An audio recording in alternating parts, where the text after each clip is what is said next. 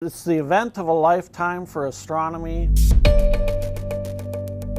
The countdown is on until one of nature's biggest shows. Every 40, 50 years that you have really a good total eclipse. On Monday, the country will watch as the moon blocks out the sun, turning day into night. The Earth, the Moon, and the Sun are going to perfectly line up. So there's going to be this wonderful strip of darkness that goes all the way across the United States. But everybody in the U.S. is at least going to see a partial eclipse. Dana Brown is a professor of physics and astronomy at LSU. He says it's rare you get all three astronomical bodies to line up.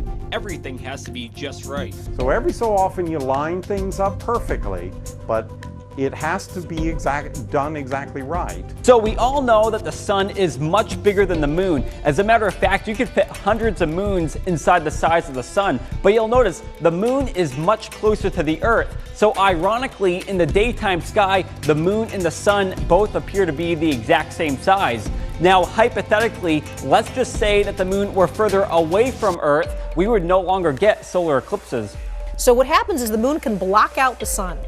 And that doesn't happen really on any other world. This map right here shows past and future eclipses. They look different and don't follow a pattern like sunrise and sunset, but occur because our moon doesn't rotate the Earth in a perfect circle. It's shifted slightly. Meaning that the moon passes in front of the sun all the time, but we don't see anything because the Earth is too far away. If the moon were closer to us, it would be a more common event. Brown says future eclipses are going to be less common. It turns out that over time, the moon is gradually getting further and further from the Earth. Scientists believe in millions of years, when the moon is further away, we'll be seeing more angular eclipses, where only the outer ring of the sun is visible. And eventually there will be a time way in the future where the moon is never close enough to eclipse the sun. So enjoy it while you can. Dylan Robichaud, KNOE 8 News.